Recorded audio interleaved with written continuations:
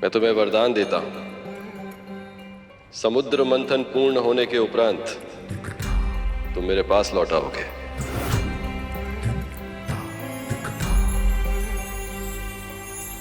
प्रभु, आपने ये वरदान देकर संसार का सारा धन दे दिया है मुझे। अब मुझे कुछ नहीं चाहिए महादेव। मुझे मेरे शिव मिल गए, अमृत मिल गया मुझे।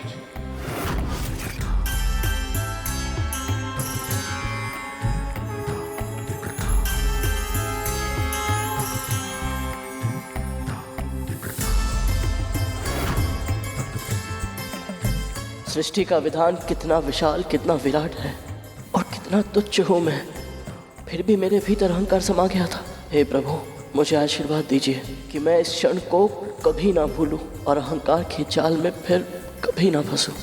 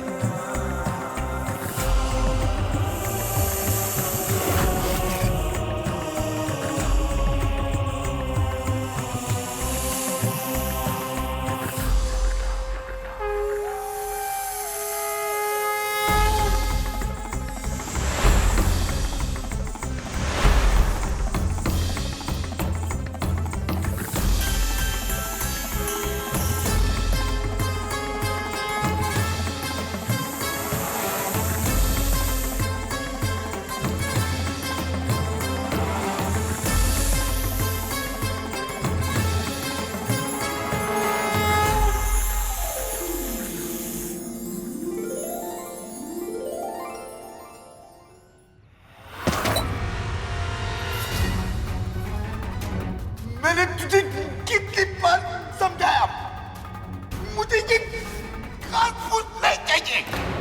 मुझे पौष्टिक भोजन की आवश्यकता है। तेरी समझ में नहीं आता क्या? तू जानबूझकर मुझे प्रताड़ित करती है। ऐसा नहीं है बाबा, मैं क्षमा चाहती हूँ। आप अभी इसे खा लीजिए, मैं कुछ ही समय में पौष्टिक भोजन का प्रबंध कर दूंगी। आज मैं तेरी कोई बात नहीं सुनूंगा। जब तक तू मुझे मनचाहा भोजन लाकर नहीं देगी, मैं अन्न तो क्या, जल की एक भी बूंद नहीं पीऊंगा। और यदि बिना अन्न और जल के मुझे कुछ हो गया तो मेरी हत्या का दोष तुझ पर, तेरे परिवार पर लगेगा। स्मरण रहे, जा यहां से। प्रभु, गुरु दत्तात्रेय ने विंता मां के सामने ऐसी अनोखी मांग क्यों रखी? विंता मां तो खुद दासी है, वैसे पौष्टिक भोजन कहां से प्रबद्ध करेंगी? और इस समय तो गरुड़ भी उनकी सहायता के लिए वहां नहीं है। दत्तात्रेय उस कुम्हार की तरह है जो मिट्टी के घड़े को सर्वोत्तम बनाने के लिए भीतर से अपना हाथ तो लगाता है, पर बाहर से उस पर चोट भी मारता है। उनकी इस परीक्षा के पीछे कोई ना कोई उद्देश्य अवश्य होगा।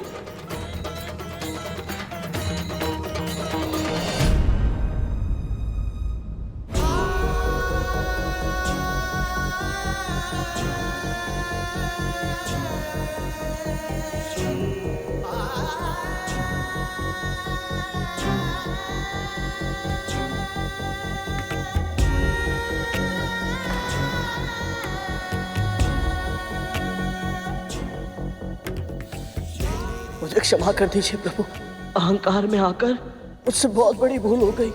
आपने मुझे समुद्र मंथन जैसे शुभ कार्य के लिए चुना, किंतु मैं अहंकारी हो गया और आपकी भक्ति के मार्ग से भटक गया। प्रभु, मुझे क्षमा कर दीजिए। यदि हम भूल से शिक्षा ले लें तो वो भूल नहीं रहती, वरदान बन जाती है गरुड़। प्रभु, आपकी सेवा का एक और अवसर दे दीजिए मुझे। अवसर आपदा से उत्पन्न होता है और इस समय देवता और दानव दोनों ही एक अनोखी आपदा में फंस गए। कैसी आपदा प्रभु? हर बार आपकी इच्छा का सम्मान करना हमारे लिए संभव नहीं है असुरराज। हम असुरों के लिए भी ये संभव नहीं है कि हम देवताओं की हर इच्छा को सहर्ष स्वीकार कर लें। आप समझने का प्रयास क्यों नहीं कर रहे महाराज बलि? हम दोनों दलों में से कोई एक दल ही वासुकी को उसके मुख की ओर से खींच सकता है और दूसरे दल को उसकी पूंछ की ओर जाना ही होगा। और ये अपेक्षा हमसे क्यों देवराज इंद्र? ये तो तर्क शक्ति पे तय होना चाहिए कि कौन सा दल वासुकी के मुंह की ओर होगा और कौन सा दल उसकी पूंछ की ओर। तो फिर यही सही? यदि तर्क की बात करें तो हमारी मां अदिति आयु में और पद में दोनों में आपकी मां दिति से बड़ी हैं। इसलिए चुनाव का पहला अधिकार हम देवताओं का ही होना चाहिए। क्षमा करें महाराज, पर ये देवता भूल रहे हैं कि हम असुर इन्हें युद्ध में पराजित कर चुके हैं अनेक बार, और पराजितों को ना तो चुनाव का अधिकार होता है और ना ही अपनी इच्छा व्यक्त करने का। इसलिए देवराज इंद्र स्वर्ग के अधिपति होने के नाते इस चुनाव का अधिकार यदि किसी को है तो वो है केवल और केवल असुर सम्राट बलि को।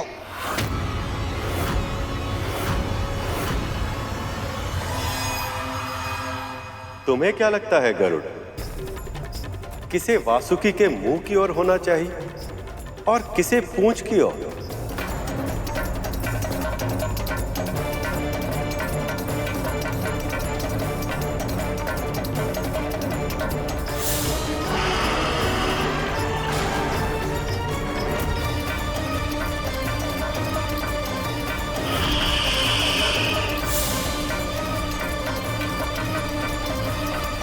प्रभु मैं अधिक तो नहीं जानता, परंतु जितना मैंने देखा है समझा है, मुझे यही लगता है कि जो भी वासुकी भैया के मुंह की ओर होगा उसे 2 गुनी समस्या का सामना करना होगा, 2 गुना श्रम करना होगा। एक तो पहले से ही वासुकी भैया को खींचना बहुत ही कठिन है और ऊपर से उनके मुंह से विषैली पुकारें निकलेगी। असुर पूजा पाठ तपस्या अनुष्ठान अवश्य करते हैं, परंतु केवल अपने स्वार्थ के लिए, और देव स्वयं के साथ साथ समाज कल्याण का भी विचार करते हैं। इसीलिए न्याय तो यही होगा प्रभु, जो अच्छाई के साथ हो उनके साथ अच्छा हो, और जो बुराई का समर्थन करे उनके साथ बुरा। मैं तुमसे सहमत हूं गरुड़। अब देवता और दानवों के साथ भी ऐसा ही हो, इसका दायित्व मैं तुम्हें सौंपता हूं।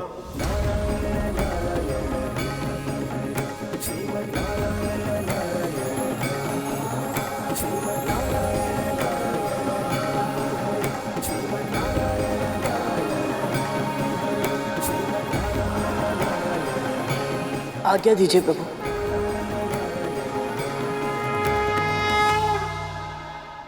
वासुकी भैया की तपस्या सफल हुई मां, और उनके कारण आपको महादेव के दर्शन करने का सौभाग्य प्राप्त हुआ। और तो और आपकी वजह से अब हमें अमृत मिलेगा मां। नहीं मिलेगा, नहीं मिलेगा, नहीं मिलेगा। ये किसने कहा? कौन बोला?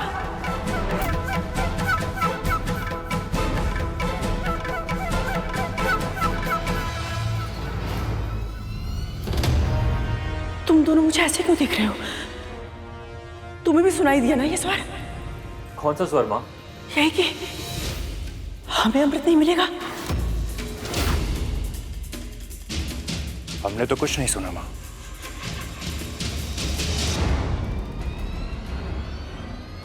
तो मुझे ऐसा क्यों लगा? क्योंकि तेरा मन जानता है यही सत्य है, क्योंकि तेरा मन जानता है यही सत्य है, क्योंकि तेरा मन जानता है यही सत्य है। मुझे ऐसा लगा कि जैसे ये उस बुढ़ी का स्वर है। किंतु ये कैसे संभव है? आप उस बुड्ढे को अधिक महत्व दे रही हैं माँ। है ही कौन वो? एक साधारण सा भिखारी और कुछ नहीं। हाँ माँ, वो बुढ़ा तो चल फिर भी नहीं सकता। जल और अन्न के लिए तो एक दासी पे निर्भर है। उसे क्या पता कि अमृत क्या है और किसे मिलेगा। माँ, तक्षक और कालिया भैया को कैसे बताऊं कि वो कोई साधारण मनुष्य नहीं है। मैं भी वही सोच रहा था तब तो। वो तो दत्तात्रेय, गुरु दत्तात्रेय, वो जो कहते हैं वो अवश्य सत्य होगा।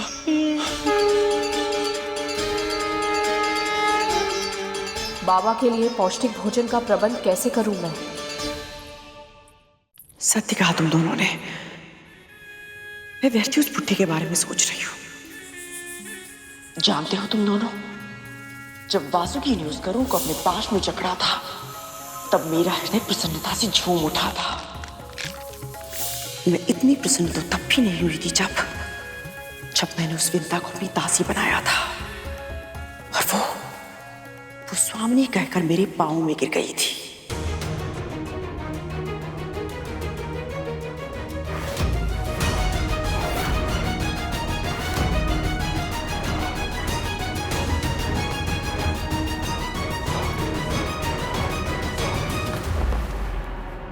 दया कीजिए महारानी,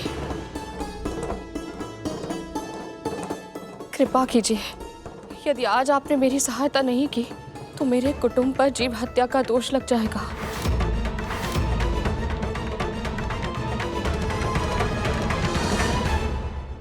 किसी की भी दृष्टि में अब मेरा कोई मूल्य नहीं है। कल की असफलता के बाद ना ही देवता मेरी बात मानेंगे और ना ही दानव। तो फिर प्रभु विष्णु का दिया कार्य मैं कैसे कर पाऊंगा? भूख भी तीव्र लग रही है।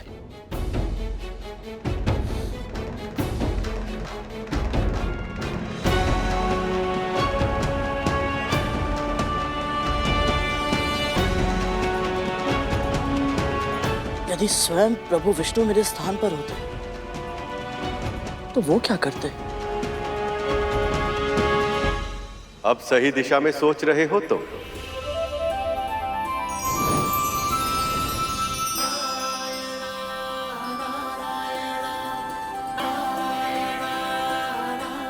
प्रभु आप? तुम मुझे ध्यान कर रहे थे, इसीलिए मैं आ गया। बताओ, यदि तुम्हारे स्थान में मैं होता तो मैं क्या करता? प्रभु, असुरों को समझाना बहुत ही कठिन है। उन्हें जो भी सुझाव दिया जाता है वो उसके विपरीत ही कार्य करते हैं। देखो, तुमने मेरी तरह सोचना आरंभ ही किया और इतनी ही शीघ्र समाधान भी खोज निकाला। तो बस अब उल्टे को सीधा और सीधे को उल्टा कर दो।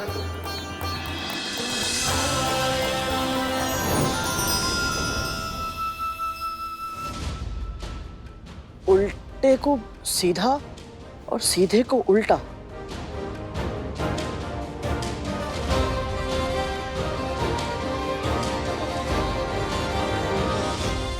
अब बताएगी भी बात क्या है?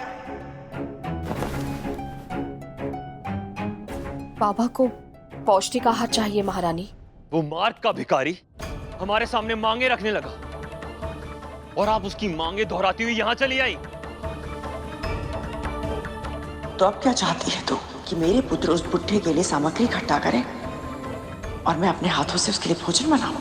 और तू महारानियों की तरह उसके सामने भोजन परोस कर स्वयं ही पूरा आशीर्वाद ले ले।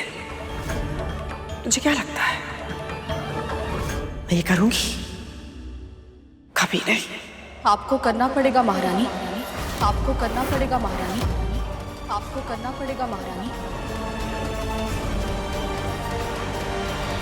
ना तो ये युद्ध स्थल है और ना ही यहाँ पर कोई विजेता, ना ही पराजित। हम सब यहाँ पर एक विशेष लक्ष्य को प्राप्त करने के लिए एकत्रित हुए हैं। असुरराज, देवराज, आप सब शांत हो जाइए। लक्ष्य अवश्य एक है, पर उसकी प्राप्ति के लिए असुर अपने सम्मान पर ठोकर नहीं लगने देंगे। आप दोनों समझ क्यों नहीं रहे हैं? वाद विवाद से हम किसी भी परिणाम तक नहीं पहुंच पाएंगे। और असुरों के हट के कारण हम देवता अपने सम्मान पर आंच नहीं आने देंगे। हम वासुकी की पूंछ नहीं पकड़ेंगे असुराज।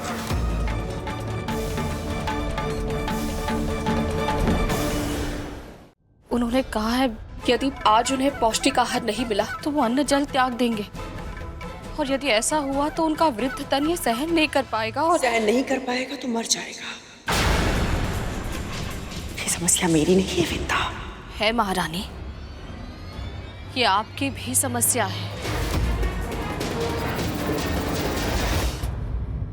एक दासी की कोई व्यक्तिगत पहचान नहीं होती महारानी। जिस दिन मैं आपकी दासी बनी उसी दिन से मुझसे मेरा व्यक्तित्व छीन गया। मैं केवल आपकी प्रतिनिधि हूं और कुछ नहीं।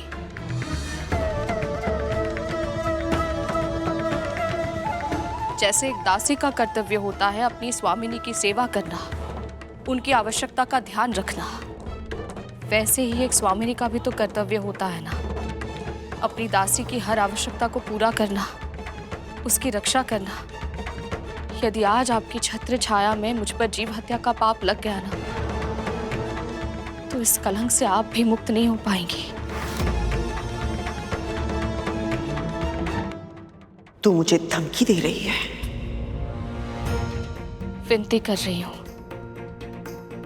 हम सबके ऊपर ये संकट मत आने दीजिए। पहले ही मेरा गरुड़ और आपका वासुकी एक ऐसे कार्य के लिए गए हैं जिसमें कब क्या होगा कोई नहीं जानता। यदि हमारी एक भूल के कारण उन पर कोई आंच आ गई तो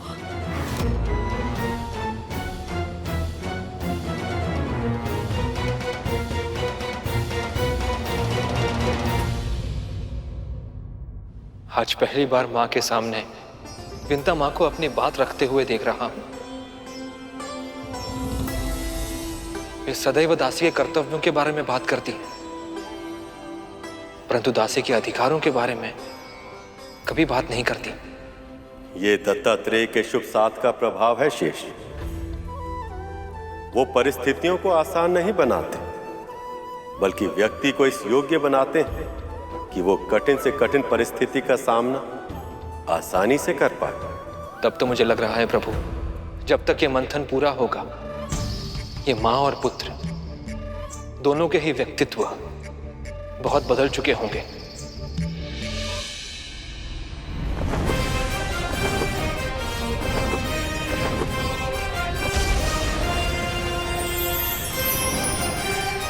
देवराज असुरराज, आप दोनों का कहना अपने अपने पक्ष की दृष्टि से उचित है, परंतु इस समस्या का कोई ना कोई समाधान तो हमें निकालना ही होगा। प्रभु विष्णु ने इस समस्या का समाधान मुझे दे दिया है।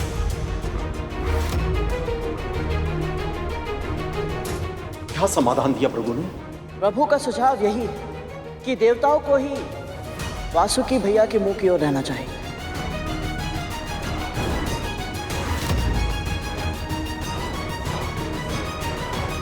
क्योंकि आयु और कर्म दोनों की दृष्टि से ये श्रेष्ठ है। असंभव है ये नहीं हो सकता। मुझे ये स्वीकार नहीं। क्षमा कीजिए, परंतु क्यों दीदी माँ? एक दास से तट पितट नहीं करूंगी मैं केवल इतना कहना चाहती हूँ कि विष्णु ने हम असुरों के साथ पक्षपात किया है और हम असुर ये सहन नहीं करेंगे। मेरा निर्णय यह है कि मेरे पुत्र वासुकी की मुंह की ओर ही रहेंगे।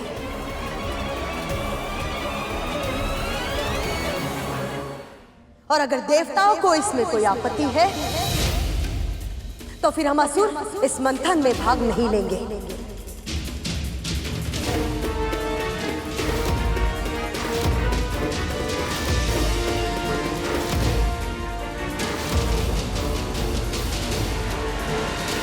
कितनी बार मस्तिष्क उसी कार्य को करने के लिए लोभित होता है जिस कार्य के लिए उसे मना किया जाए। जिस दिशा के लिए पहले असुर मना कर रहे थे, अब उसी दिशा के लिए लड़ रहे हैं। लोभ में लिया हुआ निर्णय जीव को उसके धर्म से और सही मार्ग से दूर लेकर जाता है। वासुकी के मुख की ओर रहने का लोभ अब असुरों के लिए क्या बदलाव लाता है, ये तो नियति ही बताएगी। ये तो समुद्र मंथन का केवल आरंभ है।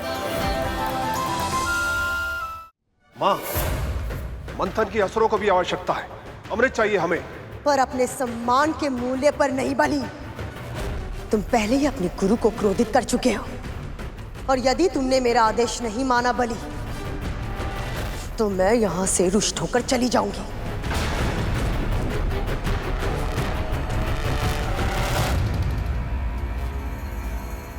दीति मां का निर्णय प्रभु विष्णु की इच्छा के बिल्कुल विरुद्ध है और देवताओं के हित में भी नहीं है।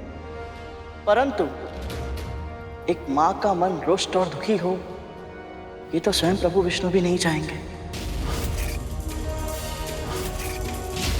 इसीलिए प्रभु का दूत होने के नाते मैं देवताओं से आग्रह करता हूं, आप कृपा असुरों को ही वासुकी भैया के मुंह की ओर वाला सिरा थामने दें।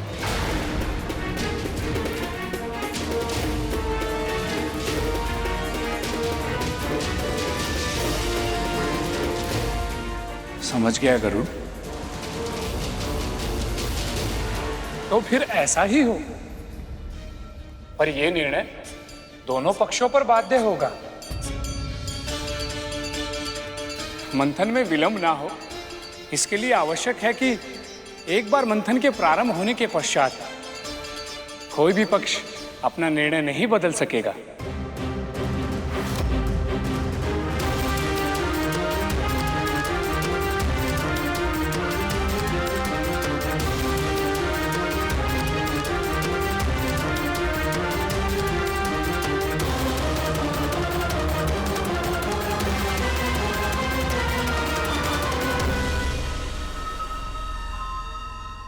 हमें स्वीकार है।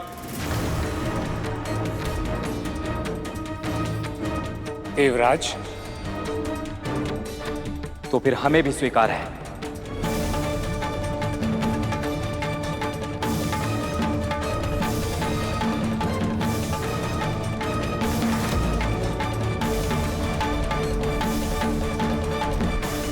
गरुड़ ने आज जिस सूझबूझ और चतुराई का परिचय दिया है, उससे स्पष्ट है कि ये छोटे छोटे कार्य तो बस इसके प्रशिक्षण प्राप्त करने का साधन मात्र है।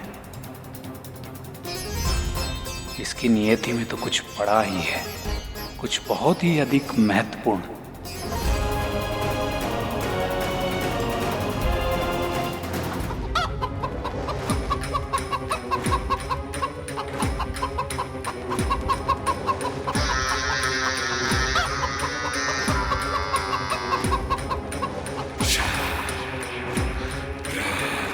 से भी क्या व्यर्थ के छोटे छोटे काम करवाते, इतना श्रम, वो भी मुझसे, उस दासी और एक भिखारी के लिए। माँ भी ना कभी कभी क्या निर्णय लेती है मुझे समझ ही नहीं आता। धूमल, मन प्रसन्न हुआ ना? अति प्रसन्न बोल, तब तो अति प्रसन्न।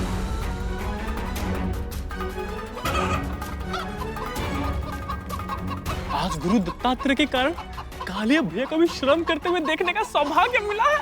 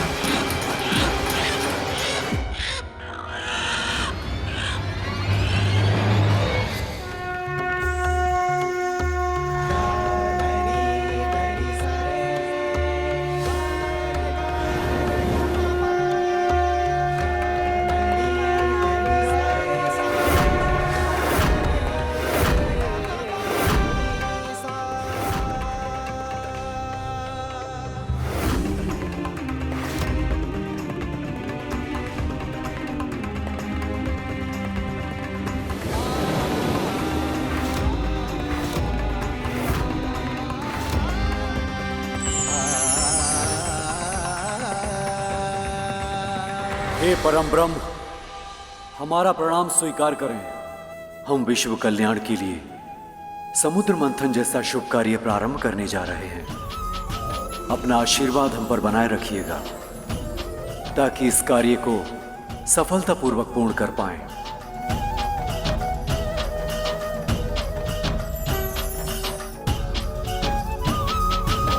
मुझे पूर्ण विश्वास है प्रभु कि सभी देवता और असुर ये समुद्र मंथन मात्र अमृत के लिए कर रहे हैं, किंतु मेरी बस एक ही प्रार्थना है कि माता लक्ष्मी का विष्णु जी से जल्द मिलन हो और दोनों की पीड़ा का अंत हो।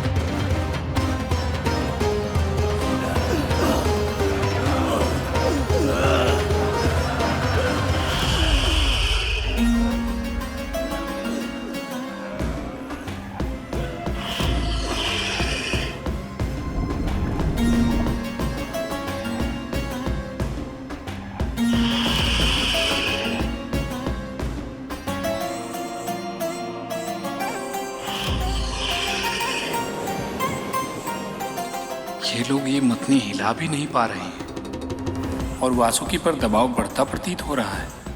इसका स्वास्थ्य ठीक नहीं लग रहा है।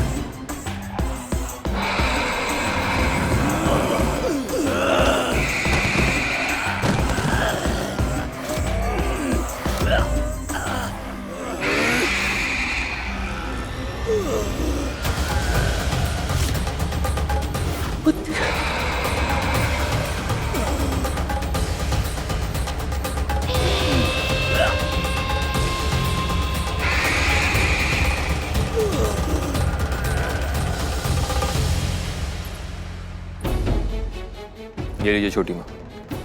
नारायण तुम पर कृपा करें। हे प्रभु, बाबा के लिए आहार का प्रबंध इतनी शीघ्र करने के लिए आपका बहुत बहुत धन्यवाद। धन्यवाद करना ही है तो मेरी माँ का कीजिए। अगर उनका आदेश नहीं होता तो मैं आपके लिए इतना श्रम कभी नहीं करता। अब लीजिए।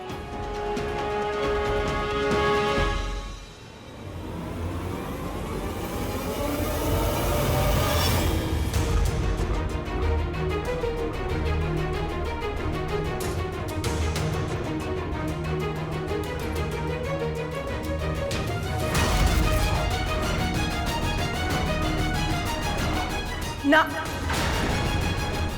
बिल्कुल भी नहीं। सोचना भी नहीं कि मैं इसे तेरे लिए पकाऊंगी। मेरे पुत्र ने तेरे लिए इसका प्रबंध कर दिया। ये उपकार पर्याप्त है तेरे लिए। पकाना तो तुझे ही होगा इसे। महारानी मैं कैसे? ये समस्या तेरी है, मेरी नहीं। महारानी मेरी बात तो सुनिए। आप जानती हैं मैं शाकाहारी हूँ महारानी। महारानी मैं कैसे बनाऊंगी इसे?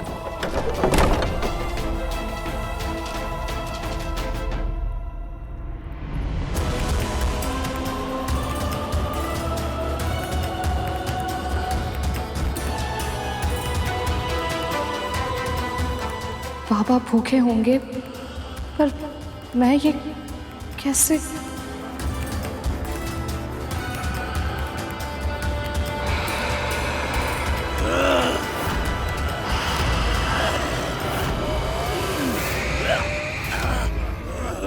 प्रभु विष्णु ने इस समस्या का समाधान मुझे दे दिया है कि देवताओं को ही वासुकी भैया के मुंह की ओर रहना चाहिए। मुझे यह स्वीकार नहीं।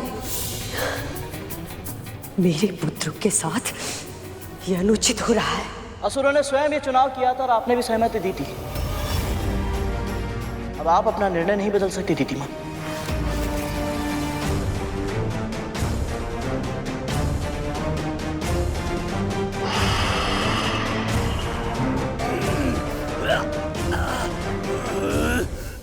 प्रभु, मैं आपसे प्रार्थना करती हूँ, दानवों को वासुकी का वेश सहन करने की शक्ति दीजिए।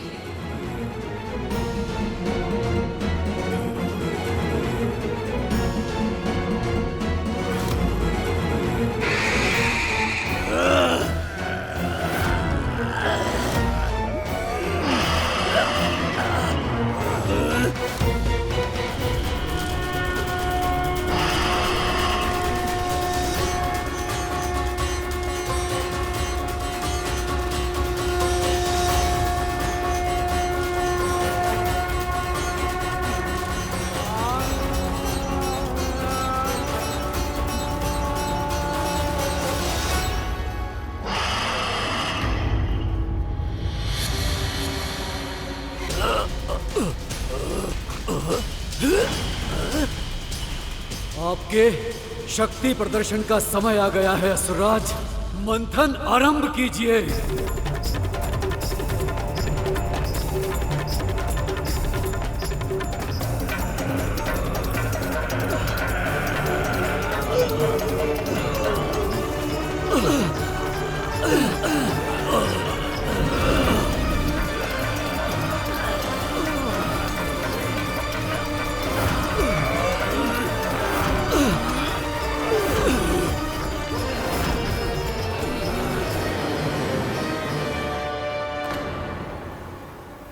हे परमपिता, आपके आशीर्वाद के बिना मैं मंदराचल पर्वत को उठा नहीं सकता था और ये भी निमत नहीं पाएंगे। सहायता कीजिए प्रभु। माता लक्ष्मी आपकी प्रतीक्षा कर रही है। ये विलंब मुझसे सहा नहीं जा रहा। हमारी सहायता कीजिए।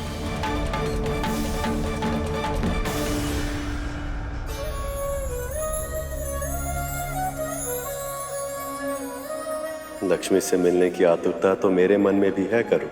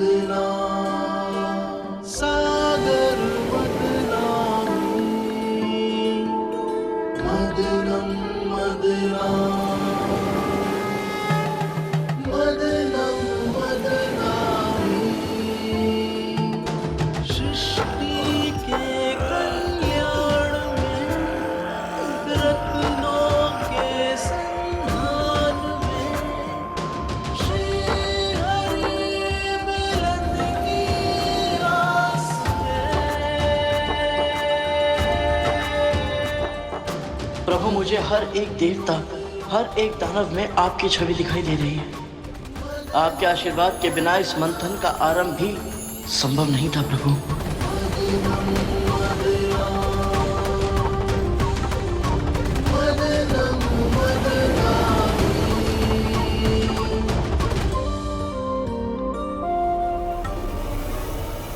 हे परमपिता, हे महाविष्णु, हम सब में जागरूक चेतना का आदिनाथ हैं आप। इस अद्भुत रूप में दर्शन देने के लिए आपका बहुत बहुत आभार प्रभु। आपको बहुत बहुत प्रणाम। महारानी की सहायता के बिना कैसे पकाऊंगी ये सब?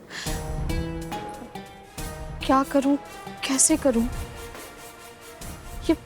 कैसी परीक्षा है प्रभु? ये आपसे हो नहीं पाएगा, और इतना अच्छा शिकार यूं ही पड़े पड़े व्यर्थ हो जाए, ये हमसे देखा नहीं जाएगा।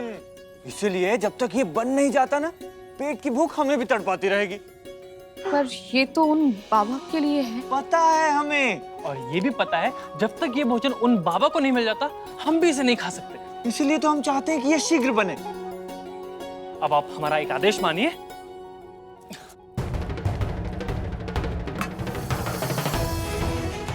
ये वाले मसाले पीसिए और शेष हम पर छोड़ दीजिए।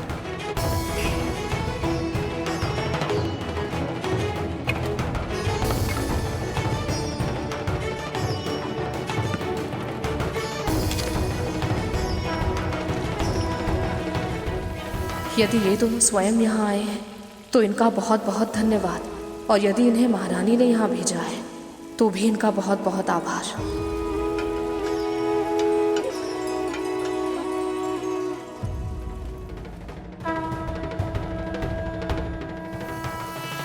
हे मां अन्नपूर्णा, इन दोनों के माध्यम से आपने ही मेरी सहायता की है।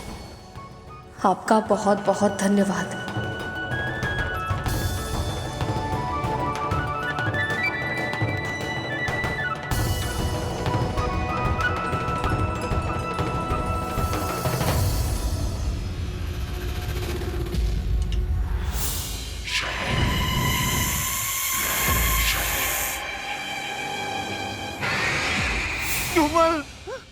इसमें विष है। पर विमाता बिंदा तो इसे गुरु दत्तात्रेय को खिलाने जा रही है। हाँ, अब क्या करें? चल।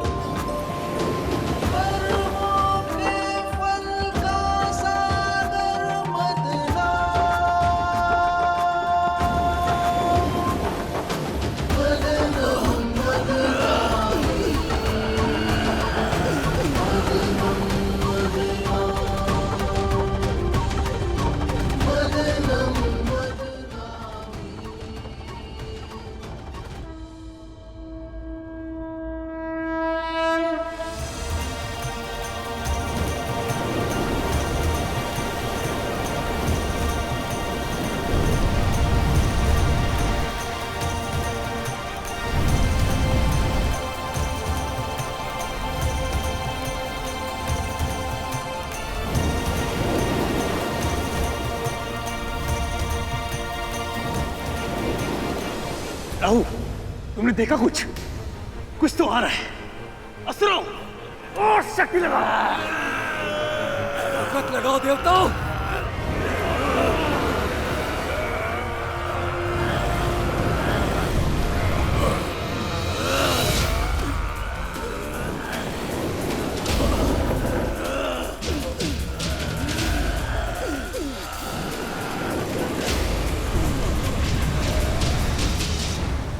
एक बार अमृत निकले तो सही, मेरे पुत्रों को ही लेना है। वो मेरे पुत्रों को धैर्य का प्रदर्शन करना होगा।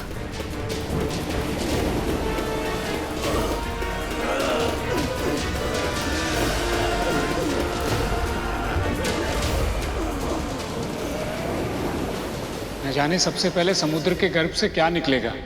मुनिवर, सबसे पहले तो माता लक्ष्मी को ही प्रकट होना चाहिए।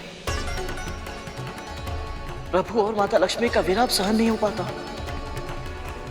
जब मैं उनके दर्शन करने के लिए इतना व्याकुल हूं, तो प्रभु कितने आतुर होंगे।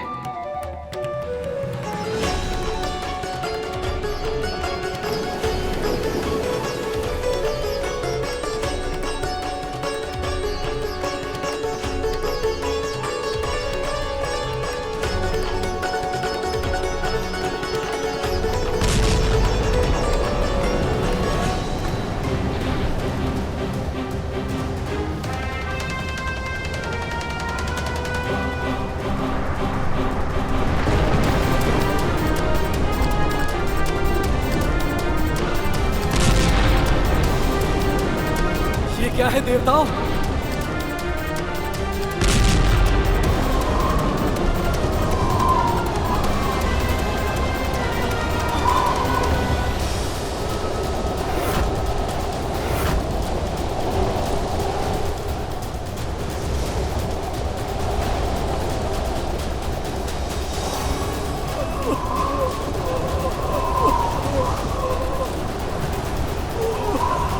हे प्रभु, क्या है ये हलाहल है गुरु, ये समझ संसार का विनाश कर देगा।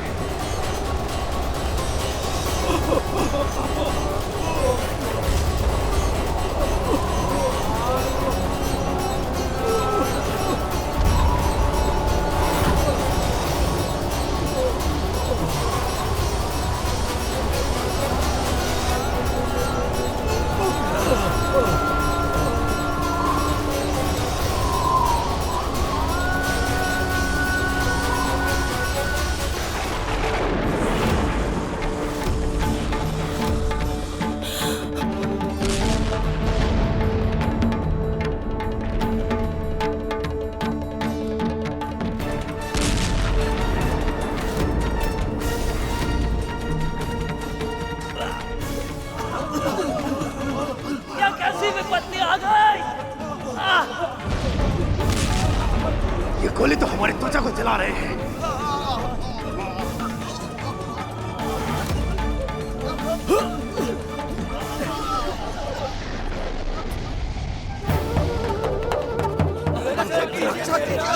कैसा संकट है ये? क्या है ये?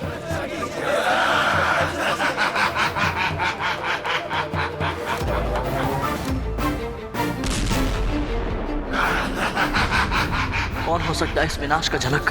प्रभु सहायता कीजिए प्रभु।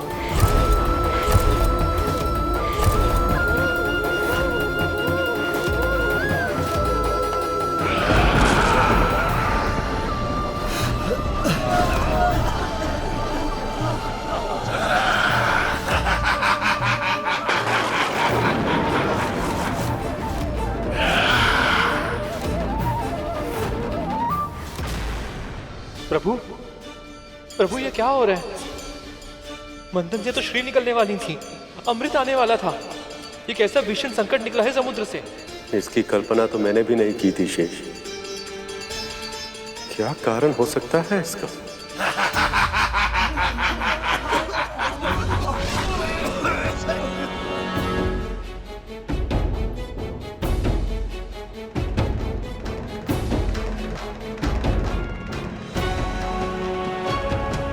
आप जाइए भी माता, बुढ़े को भोजन हम देंगे।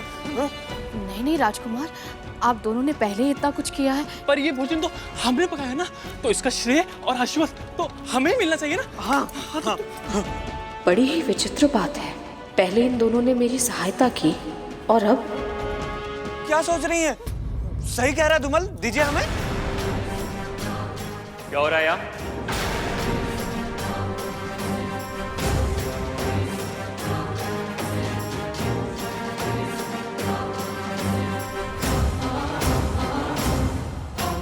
क्या हो रहा है यहाँ? कुछ भी तो नहीं, कुछ निकाले हुए। तो वो तो हम इनको शीघ्र ही जाने के लिए कह रहे थे आप। ये दोनों तो सदैव सत्य बोलते हैं, तो फिर आज झूठ क्यों? आप पूरा दिन यहाँ खड़े खड़े बिता देंगी? चलिए जाइए यहाँ से।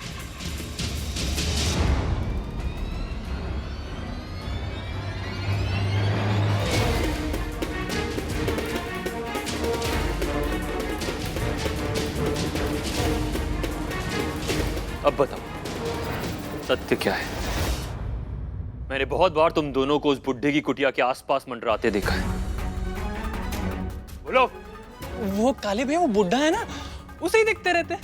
अच्छा लगता है। अच्छा लगता है, कम से कम उसकी पहरेदारी तो कर पा रहे हैं। क्योंकि धूमल अब और नहीं करनी पड़ेगी।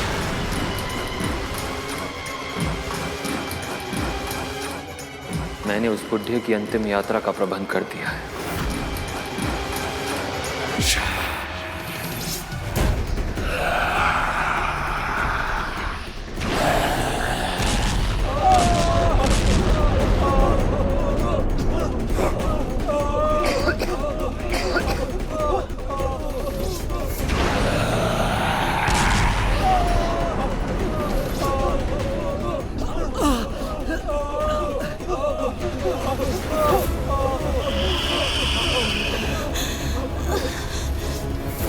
ये क्या अनर्थ हो रहा है?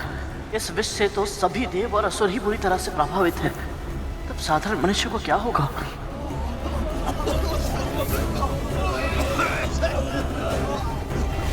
हे प्रभु, क्या है ये?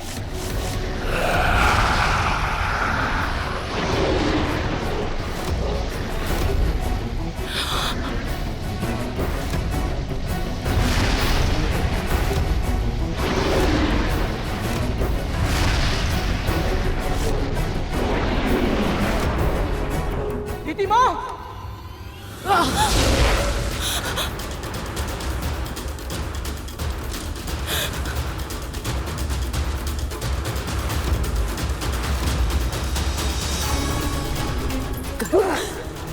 गरुड़, तूने मेरे लिए अपने प्राण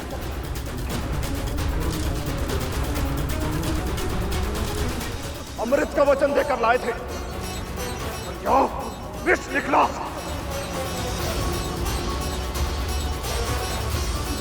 तुम देवता सदैव से पाखंडी थे और पाखंडी ही रहोगे। हमने कोई पाखंड नहीं किया है असुरराज। हम सब भी तो यहाँ आपकी तरह फंसे हुए हैं। भागो, भागो, जितना भाग सकते हो उतना भागो, परंतु मुझसे बचकर नहीं भाग पाओगे।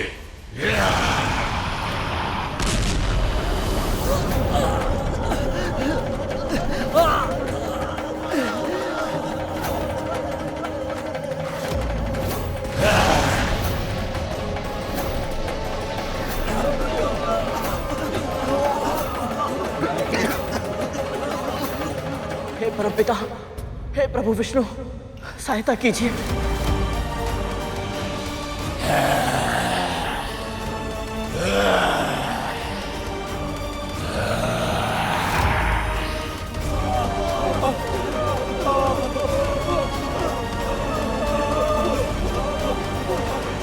प्रभु, आप तो महालक्ष्मी के आगमन की आशा में थे ना, तो फिर ये कालकूट कैसे निकल आया?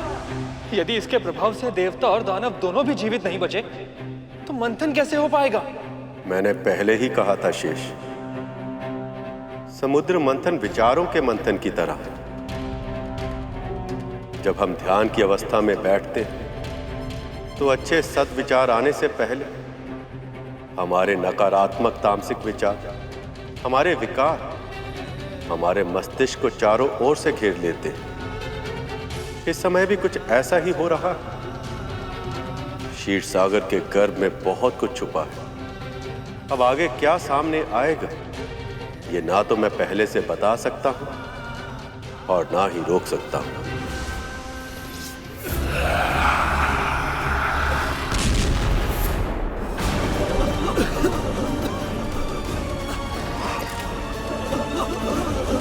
अपने प्राण बचाओ, भागो यहां से।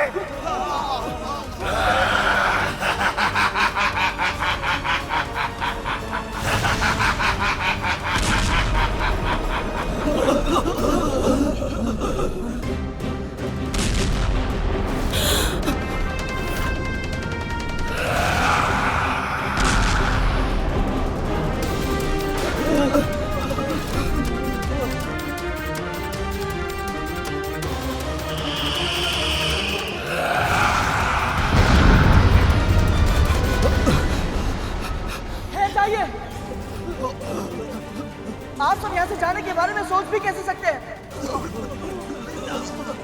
ये जो भी है, हमें इसका सामना करना ही होगा। पर कैसे? हे प्रभु, अब केवल आप ही हमारी रक्षा कर सकते हैं सलाहन से।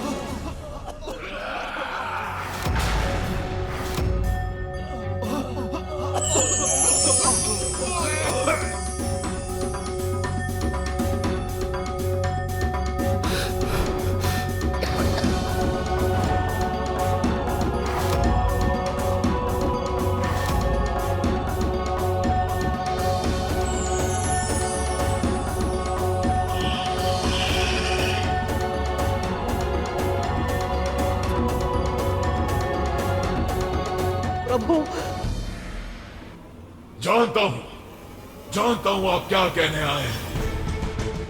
यही ना कि मैं वापस समुद्र तल में चला जाऊं, पर मैं ऐसा नहीं करूंगा। ये सभी देव और दानव आपका आदेश मानते होंगे, किंतु मैं नहीं मानता।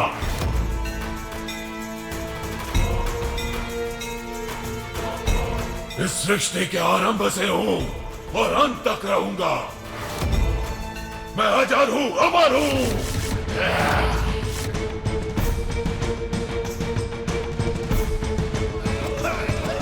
आज इस मंथन के कारण मैं इस क्षीर सागर से निकला हूं, अब इस पूरी सृष्टि में फैल जाऊंगा।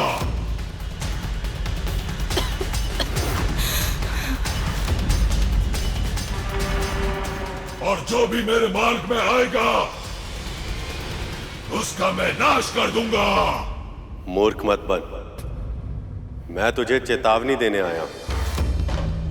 यदि तू इसी क्षण क्षीर सागर में वापस नहीं लौटा तो ये तेरे अंत का आरंभ होगा।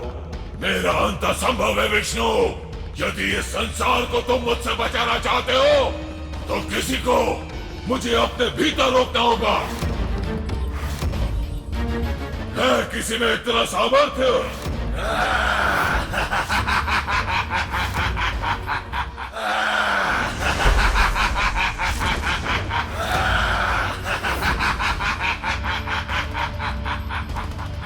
देखा, तुम्हारा प्रभु तुम्हें मरने के लिए छोड़कर चला गया,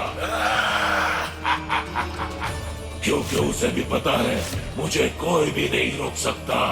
ये भगवान विष्णु भी मुसीबत के समय हमको छोड़कर चले गए। नहीं, मेरे प्रभु कभी ऐसा नहीं कर सकते। वो अपने भक्तों को पीड़ा में छोड़कर नहीं जा सकते।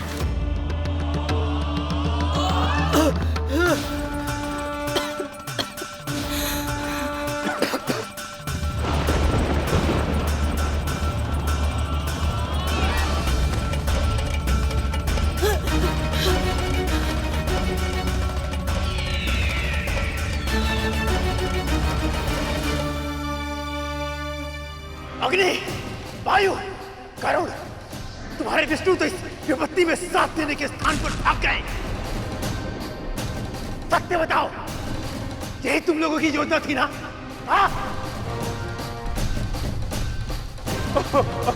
इस संकट से यदि प्रभु विष्णु स्वयं हमारी रक्षा नहीं कर सकते तो इस संसार में हमारे जीवन की रक्षा कोई नहीं कर सकता।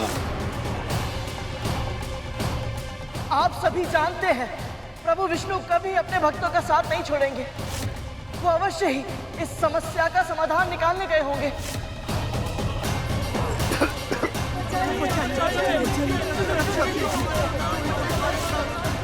प्रभु ने कहा था कि जब संकट बढ़ता है तो कछुआ साधना करने के लिए खोल में चला जाता है। अवश्य ही प्रभु भी साधना करने के लिए गए होंगे। माँ कहती है मौन रहने से सभी समस्याओं का समाधान सहज ही निकल आता है। आप सब बस थोड़ा धैर्य रखिए। मुझे पूर्ण विश्वास है कि प्रभु इस समस्या का कोई ना कोई समाधान अवश्य ही निकालेंगे।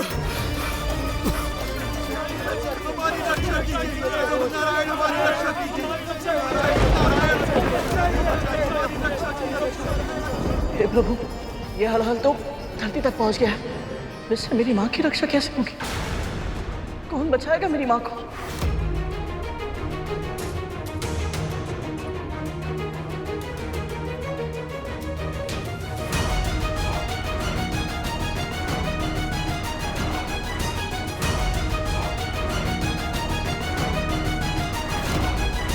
यदि इस कालकूट का अंत शीघ्र नहीं किया गया तो ये पूरी सृष्टि का विनाश कर देगा।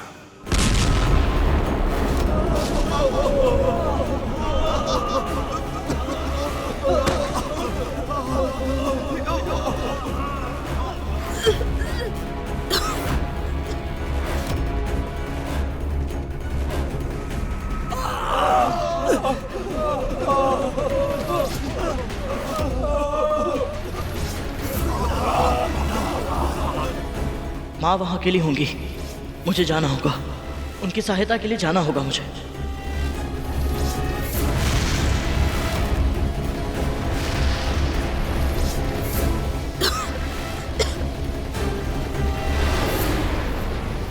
अदिति माँ!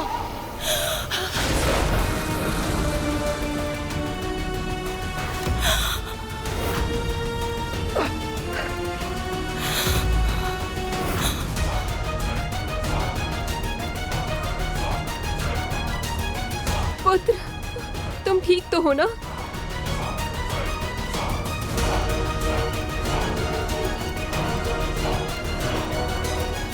मैं स्वार्थी नहीं हो सकता। यहाँ इतने बड़े संकट के बीच अपनी दोनों विमाता और भाइयों को छोड़कर नहीं जा सकता मैं। हे प्रभु, परमपिता विष्णु, अपनी माँ के जीवन की रक्षा का भार मैं आपको सौंपता हूँ प्रभु। उनकी रक्षा कीजिएगा।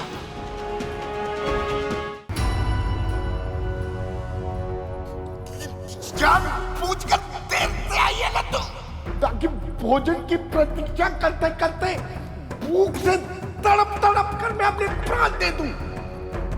ये असत्य है बाबा, विलंब अवश्य हुआ है, उसके लिए मुझे क्षमा कर दीजिए।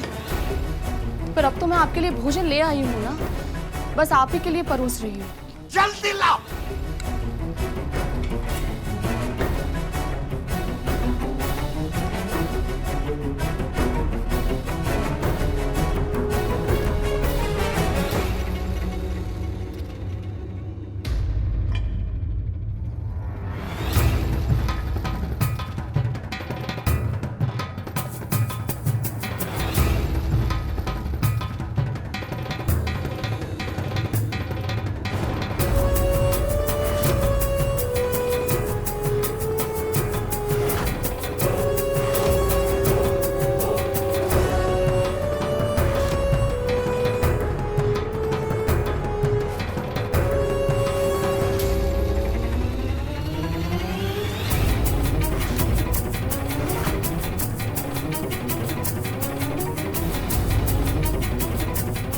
क्या हुआ बाबा, इसमें कोई कमी रह गई है क्या? भोजन में विष मिला है।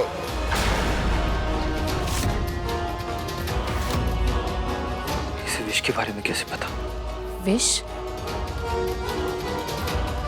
ये कैसे संभव है? और आपको कैसे पता? तुझे सच में सुनाई नहीं देता? बैरी है क्या तू? अभी अभी कौवा बता के गया। आप ये क्या कह रहे हैं बाबा? ये भोजन पूरी तरह से शुद्ध है, मेरी आंखों के सामने पका है, इसमें कोई विष नहीं है। यदि तुझे इतना विश्वास है तो पहले इस भोजन को तू खा।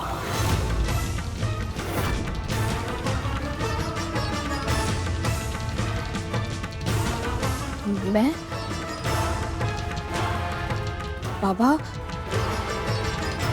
मैं नहीं खा सकती इसे। तो मैं भी नहीं खा सकता।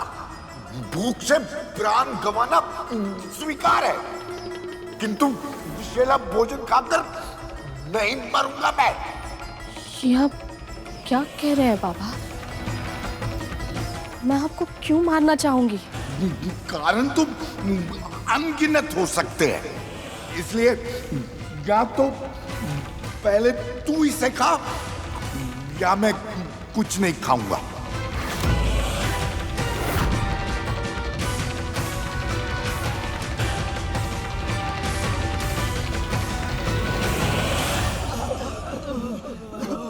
साहस मत हारिए, आप सब देवता हैं, कोई ना कोई उपाय अवश्य होगा ही। यदि होता तो अभी तक कर चुके होते गरुड़। यदि मैं वर्षा करूंगा तो ये हलाहल और भी अधिक गति से फैलेगा। यदि मैं वायु तत्वों को स्थिर रखता हूं तो इस संसार के समस्त प्राणी दम घुटने के कारण प्राण त्याग देंगे, और यदि मैं तीव्र गति से चलूंगा तो ये हलाहल भी उतने ही अधिक वेग से आगे बढ़ता जाएगा।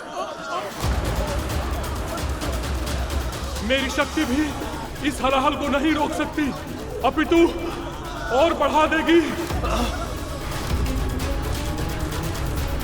क्या इस संसार में ऐसा कोई नहीं है जो इस अनंत हलाहल को नियंत्रण में कर सके?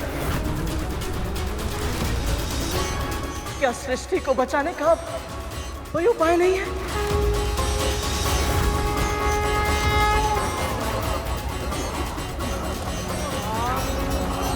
क्या सृष्टि को बचाने का कोई उपाय नहीं है? क्या इस संसार में ऐसा कोई नहीं है जो इस अनंत हलाहल को नियंत्रण में कर सके?